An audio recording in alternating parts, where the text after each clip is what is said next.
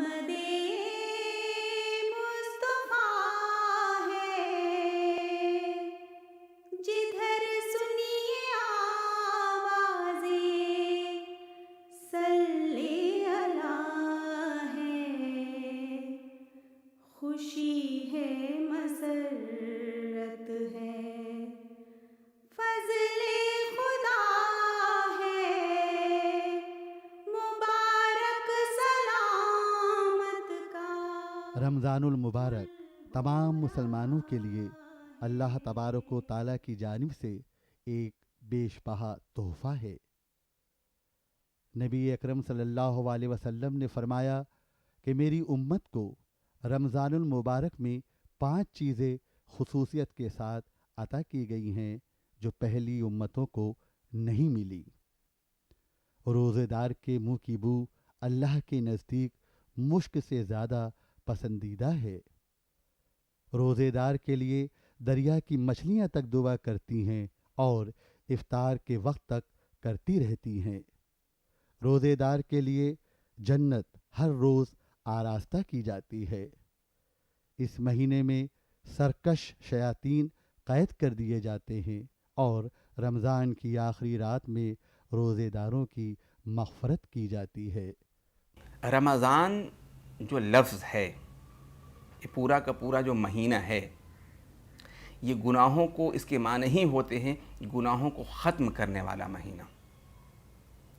اسے شعبان ہی میں اس کی تیاری اللہ کے رسول صلی اللہ علیہ وسلم کرنا شروع کر دیتے تھے، اور ایک خطاب فرمایا شعبان ہی میں کہ تمہارے اوپر ایک ایسا عظیم مہینہ سایہ فگن ہونے والا ہے اور جس کی بڑی بڑی خصوصیات ہیں۔ قرآن میں 3 لفظ استعمال کیے گئے ہیں: تقوی، تکبیر اور شکر۔ تقوی کا مطلب ہوتا ہے ڈرنا، خدا سے ڈرنا۔ دوسرے لفظوں میں آپ کہہ سکتے ہیں کہ اکاؤنٹیبلٹی، خدا کے سامنے اپنی جوابدہی کا احساس۔ تو ایک چیز یہ ہے جو روزے کی اسپرٹ سے تعلق رکھتی ہے۔ دوسری چیز فرمایا لتکبروا اللہ علی ما ہداکم، یعنی خدا کی تکبیر کرنا، خدا کی بڑائی کا احساس، خدا کی گلوری کا احساس۔ خدا سب سے بڑا ہے، سب سے پر قادر ہے، اسی نے سب کچھ پیدا کیا، وہی سب کا مالک ہے۔ یہ ساری چیزیں جو ہیں خدا کی کبریائی سے تعلق رکھتی ہیں۔ تو رمضان کی ایک اسپرٹ یہ ہے کہ خدا کی بڑائی کا احساس آپ کے اوپر طاری رہے۔ تیسری چیز بتائی گئی شکر، لعلکم تشکرون، شکر کرنا۔ یہاں پہ آپ دیکھیے، جب آپ روزانہ بلا پابندی کے کھاتے پیتے رہتے ہیں تو چیزوں کو آپ فار گرانٹیڈ لے لیتے ہیں، فار گرانٹیڈ، یعنی یہ احساس نہیں ہوتا کہ یہ چیزیں کتنی بڑی نعمت ہیں، کتنی بڑی نعمت ہے۔ لیکن جب آپ اس سے رکتے ہیں تب لگتا ہے کہ جب پیاس لگتی ہے تب لگتا ہے کہ پانی کتنی زیادہ قیمتی چیز ہے، جب بھوک لگتی ہے تب لگتا ہے کہ کھانا کتنی بڑی قیمتی چیز ہے۔ تو اس وقت شکر کا جذبہ جاگتا ہے، کیونکہ شام کو جب آپ کھاتے ہیں تو حدیث میں آتا ہے کہ رسول اللہ نے جب شام کو افطار کیا تو پانی پیا تو آپ نے فرمایا کہ ذهب الظمأ وابتلت العروق وثبت الاجر ان شاء اللہ تعالی، کہ پیاس چلی گئی اور رگیں تر ہو گئیں۔ اب یہ لفظ دیکھیے اسی کی زبان سے نکلے گا جس نے پیاس کا تجربہ کیا ہو۔ تو پیاس کا تجربہ کر کے آپ کو احساس ہوتا ہے کہ خدا نے پانی کی شکل میں کتنی بڑی نعمت دی ہے ہم کو۔ یہ جب بھوک کا تجربہ کر کے جب آپ کھانا کھاتے ہیں تب احساس ہوتا ہے کہ خدا نے کھانے کی شکل میں کتنی بڑی نعمت دی ہے۔ یہ ہے شکر۔ نبی کریم صلی اللہ علیہ وسلم کا ارشاد ہے کہ جنت کے دروازوں میں ایک خاص دروازہ ہے جسے باب الریان کہتے ہیں۔ اسی دروازے سے قیامت کے روز صرف روزے دار داخل ہوں گے۔ شعبان المعظم کی آخری تاریخ کو نبی اکرم صلی اللہ علیہ وسلم نے ارشاد فرمایا، لوگوں، تم پر ایک عظمت اور برکت والا مہینہ سایہ فگن ہونے والا ہے۔ اس مبارک مہینے کی ایک رات شب قدر 1000 महीनों से अफजल है। इन्ना अंज़लनाहु फ़ी लैलतिल क़दर। रमज़ान के महीने में एक रात ऐसी है जिसको हम शब क़दर कहते हैं। शब क़दर दरअसल कुरान मजीद का नुज़ुल की रात है। इस रात में अल्लाह तबारक व तआला ने तमाम इंसानों के लिए हिदायत का जो ज़रिया है कुरान मजीद, उसको नाज़िल फरमाया। इस रात की अहमियत के ताल्लुक़ से हज़रात सहाबा कराम के मुख्तलिफ़ अहादीस हमें मिलते हैं। नबी करीम सल्लल्लाहु अलैहि वसल्लम ने इस रात के ताल्लुक़ से फ़रमाया है कि जो लोग क़ियाम करते हैं, इबादत का अहतमाम करते हैं, ऐसे लोगों को अल्लाह तबारक व तआला मग़फ़िरत फ़रमा देता है। इस रात में उन लोगों की मग़फ़िरत नहीं होती है जो लोग अल्लाह ताला के साथ किसी और को शरीक करते हैं। और फिर नबी करीम सल्लल्लाहु अलैहि वसल्लम की तालीमात में हमें ये बातें मिलती हैं कि जो अपने वालिदैन के साथ में हुस्न सलूक नहीं करते हैं, ऐसे लोगों को भी अल्लाह तबारक व तआला इस रात में मग़फ़िरत नहीं फ़रमाएगा। फिर अल्लाह के नबी हज़रत मोहम्मद मुस्तफ़ा सल्लल्लाहु अलैहि वसल्लम के ये अहादीस भी मिलते हैं जिसमें ये कहा गया कि रिश्तेदारों से क़त्अ ताल्लुक़ करने वाला, रिश्तेदारों से दूर रहने वाला, रिश्तेदारों से दूरी इख्तियार करने वाला, ऐसे फ़र्द की भी अल्लाह तबारक व तआला इस रात में मग़फ़िरत नहीं फ़रमाता है। फिर ये कहा गया कि जो लोग शराब पीते हैं, ऐसे लोगों को भी अल्लाह तबारक व तआला शब क़दर में माफ़ नहीं करता है। शब क़दर दरअसल 1000 महीनों से बेहतर रात है। इस रात में अल्लाह तबारक व तआला के फ़रिश्तों का नुज़ुल होता है, उन लोगों से मुसाफ़ा करते हैं, उन लोगों के लिए मग़फ़िरत की दुआ करते हैं जो लोग इस रात में अल्लाह रब्बुल आलमीन की इबादत का अहतमाम करते हैं, दुआओं का अहतमाम करते हैं, तिलावत कुरान का अहतमाम करते हैं। ऐसे लोगों को अल्लाह ताला मग़फ़िरत फ़रमा देता है। इसलिए इस रात का अहतमाम करना बहुत ही ज़रूरी है। शब क़द्र की अहमियत और अज़मत का तकाज़ा है कि इस रात दुनिया की तमाम मसरूफ़ियतों से ख़ुद को अलहदा करके अल्लाह के हुज़ूर में ख़ुद को सुपुर्द कर दिया जाए और कसरत से इबादत की जाए। अल्लाह रब्बुल आलमीन ने कहा है कि लैलतुल क़द्र खैरुम मिन अल्फ़ि शहर, कि लैलतुल क़द्र जो है 1000 महीनों से बेहतर है। तनज़्ज़लुल मलाइका वर रूह, कि इस दिन फ़रिश्ते और रूह का नुज़ूल होता है दुनिया के अंदर और वो मामलात हल किया करते हैं। अल्लाह रब्बुल आलमीन की जानिब से जो मामलात पूरी दुनिया के लिए, कायनात के लिए जो मुक़द्दर करना होता है, उसके मामलात तय हुआ करते हैं।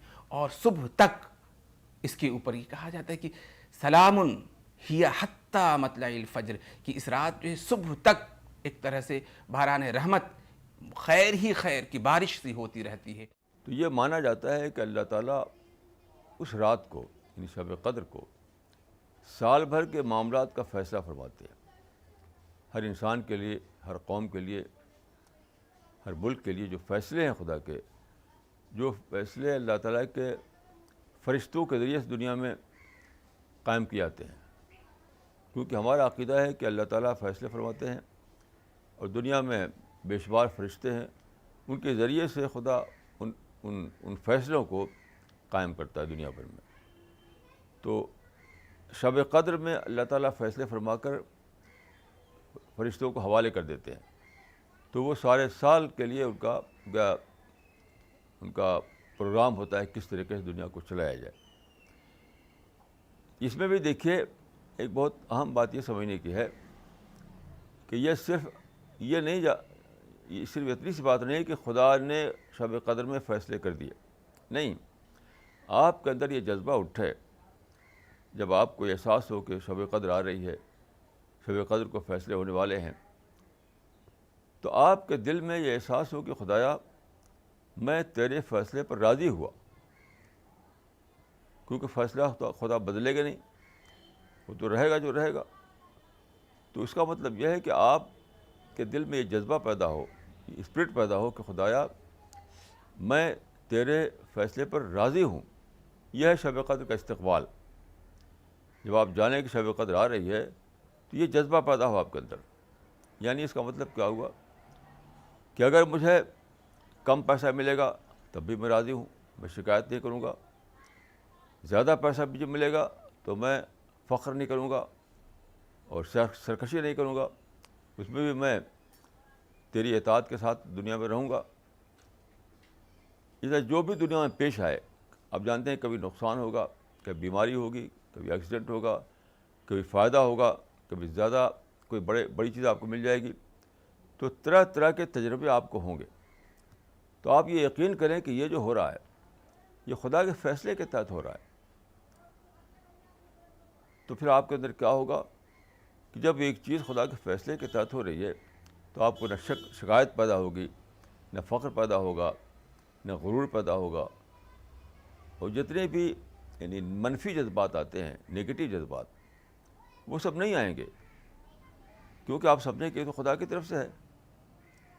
جو خدا کی طرف سے ہے تو میں اس پر شکایت کیوں کروں؟ تو شب قدر پر جو ہمارا ایمان ہے وہ اسی معنی میں ہے کہ ہم یہ مانیں کہ خدا کی طرف سے جو فیصلے کیے گئے ہیں ان کو فرشتے نافذ کر رہے ہیں، تو ہمیں تو اس کو ماننا ہے، ہمیں اس کو ایکسیپٹ کرنا ہے دل و جان سے۔ یہ بہت بڑی چیز ہے شب قدر کا یہ عقیدہ۔ یہ ایک خاص رات ہے جسے آخری عشرے میں تلاش کیا جاتا ہے۔ رمضان کا آخری عشرہ یعنی آخری جو 10 دن رہ جاتے ہیں اس میں تلاش کرنا ہوتا ہے۔ اس سلسلے میں عام طور سے جو احادیث آتی ہیں وہ 5 طاق راتوں میں تلاش کرنے کو اس کی کہا جاتا ہے: 21ویں، 23ویں، 25ویں، 27ویں اور 29ویں میں۔ لیکن اس کی اس قدر اہمیت ہے، یہ بھی کہا گیا ہے کہ پوری 10 راتیں اس کو تلاش کی جائیں تاکہ کہیں ایسا نہ ہو کہ کہیں سے بھی چھوٹنے کا اس کے امکان ہو۔ بلکہ اللہ کے رسول محمد عربی صلی اللہ علیہ وسلم کے بارے میں آتا ہے کہ جب آخری عشرہ شروع ہوتا تھا تو وہ اپنے راتوں رات اپنے آپ کو جگایا کرتے تھے، اپنے اہل و عیال کو جگایا کرتے تھے۔ وہ کہتے ہیں شد المئزر کا لفظ آتا ہے، جسے لنگوٹ کس لینا، یعنی تہبند باندھ لینے کو کہتے ہیں، کہ اس کے علاوہ عبادت کے علاوہ ان کو کچھ اور کام لگتا ہے کہ رہ ہی نہیں جایا کرتا تھا۔ یوں تو جس طرح کی بھی عبادت کی جائے ہر ایک کی اہمیت ہے، لیکن وہ عبادت خصوصی عبادت ہے۔ اس وقت قرآن پڑھنے کی بہت اہمیت ہے، نماز پڑھنے کی بہت اہمیت ہے۔ تو ایسی صورت میں خصوصی دعا کے طور پر اللہ کے رسول محمد عربی صلی اللہ علیہ وسلم نے امت کو سکھلایا ہے کہ اس رات ایک خصوصی دعا کی جائے اور خوب یہ دعا کی جائے، اور وہ دعا یہ ہے کہ اللہم انکا عفون، کہ اے اللہ انکا عفون، تو ہی بخشش کرنے والا ہے، تو ہی معاف فرمانے والا ہے۔ اللہم انکا عفون تحب العفو، معافی کو پسند فرماتا ہے، فاعفو عنی، لہذا تو ہمیں معاف فرما دے۔ اس لیے اس رات خصوصی طور پر اس دعا کا اہتمام کرنا چاہیے۔ اور ایک چیز اور خیال رکھنا چاہیے کہ عبادت، تنہائی کی عبادت کی بڑی اہمیت ہے۔ اللہ کے رسول محمد عربی صلی اللہ علیہ وسلم کا ارشاد گرامی ہے کہ وہ قطرہ آنسو کا جو تنہائی میں خدا کو یاد کر کے گر جائے وہ بہت پسندیدہ ہوتا ہے۔ اپنی گناہوں پر شرمندہ ہو کر کے اگر ایک آنسو کا قطرہ گر جائے تو اللہ تعالیٰ کو بہت پسندیدہ ہوا کرتا ہے۔ رمضان المبارک کے آخری عشرے کی اہمیت اس بات سے بھی واضح ہو جاتی ہے کہ اسی عشرے میں اعتکاف کیا جاتا ہے، جس میں بندہ مکمل یکسوئی کے ساتھ دنیا کی تمام دیگر ضرورتوں سے بے نیاز ہو کر اللہ کی عبادت کرتا ہے۔ رمضان کے آخر میں جو اعتکاف ہوتا ہے تو سچ پوچھے تو اعتکاف پورے رمضان ہی سے تعلق اس کا ہے، پورے رمضانی اعتکاف ہے۔ اعتکاف مطلب کیا ہے؟ یعنی مادی سرگرمیوں سے اپنے کو ہٹا کر خدا کی طرف یکسو ہو جانا، یہ ہے اعتکاف۔ رمضان کا مہینہ یکسوئی کا مہینہ ہے، تو مہینے بھر یہ یکسوئی آپ کی زندگی میں ہونی چاہیے، دن کو بھی، رات کو بھی، صبح کو بھی، شام کو بھی۔ مادی چیزوں سے اپنے کو جتنا ممکن ہو اتنا دور کر کے خدا کی طرف یکسو ہونا۔ یکسو ہونے کا معنی یہ ہے کہ خدا کی یاد کرنا، خدا کی عبادت کرنا، قرآن کی تلاوت کرنا، اور پھر آخر کے 10 دن یا اس سے کم دن اعتکاف میں بیٹھتے ہیں لوگ، تو کیا وہ اس کی مکمل شکل ہے اس اعتکاف کی جو مطلوب ہے سارے مہینے۔ یکسوئی رمضان کا مہینہ ہے کہ اپنے کو خدا کی طرف یکسو کرنا۔ آخری عشرے سے متعلق اللہ کے رسول صلی اللہ علیہ وسلم کے بارے میں جو ان کی روزانہ کی جو زندگی ہے وہ معمول سے ہٹ جایا کرتی تھی. اور اس سلسلے میں بخاری مسلم کی ایک بڑی واضح حدیث ہے حضرت عبداللہ ابن عمر رضی اللہ تعالیٰ عنہ سے وہ مروی ہے. عن ابن عمر قال کان رسول اللہ صلی اللہ علیہ وآلہ وسلم یعتکف العشر الاواخر من رمضان. رمضان کا جو آخری عشرہ ہوا کرتا تھا اس میں اللہ کے رسول محمد عربی صلی اللہ علیہ وسلم اعتکاف میں چلے جایا کرتے تھے. اعتکاف کا مطلب یہ ہوا کرتا ہے کہ اپنے آپ کو دنیاوی ذمہ داریوں سے پوری طرح سے منقطع کر کے اور مسجد کے ایک گوشے میں بیٹھ کر کے صرف اور صرف اللہ کی عبادت میں اپنے آپ کو رکھا جائے اور باقی جتنی بھی جائز خواہشات ہیں ان سب پر بھی کنٹرول کر لیا جائے اور یہ دن اور رات صرف اور صرف اللہ کے نام کر دیا جائے. اللہ تعالیٰ نے منع فرمایا ہے عام دنوں میں اپنے اوپر حلال چیزوں کو حرام فرمانے کا، لیکن اعتکاف کی صورت میں حلال چیزوں سے بھی رک جانے کو اعتکاف کہتے ہیں. یعنی حلال چیزوں سے بھی رک جاتا ہے انسان اور صرف اللہ رب العالمین کی حضور پہنچ کر کے صرف اس کی عبادت میں اپنے آپ کو پیش کر دیتا ہے. امت کے لیے تعلیم ہے کہ آخری عشرہ پوری طرح سے اپنے آپ کو عبادت میں وقف کر دیا جائے. افسوسناک پہلو یہ ہوا کرتا ہے کہ ہم یہ دیکھتے ہیں کہ انہی دنوں میں ہم عید کی خریداریوں میں جڑ جایا کرتے ہیں. انہی دنوں میں اور بھی بہت سارے مسائل ہمارے سامنے آ جاتے ہیں. آپ یہ دیکھیں گے کہ انہی آخری عشرے ہی کے آخری ایام میں اللہ تعالیٰ نے اللہ کے رسول صلی اللہ علیہ وسلم کے ذریعہ امت کے اوپر صدقۃ الفطر عطا کرنے کے لیے کہا ہے. یعنی سخاوت، جود، عبادت، ہر چیز ان دنوں میں آخری بالکل اپنے آخری مرحلے میں نقطۂ عروج پر پہنچ جاتی ہے کہ اب وہاں کے بعد اب کچھ نہیں ہے. اب وہ آخری لمحہ ہے جہاں پر انسان اپنی پوری بازیابی کے لیے، ثواب کو حاصل کرنے کے لیے پوری انتہائی کوشش، انتہائی محنت، انتہائی اپنی پوری کی پوری جستجو کو صرف کر دے. رمضان المبارک کے آخری عشرے میں فطرہ نکالنے کی تاکید کی گئی ہے. عیدگاہ جانے سے پہلے اگر فطرہ نکال دیا جائے تو اللہ اسے قبول فرماتا ہے.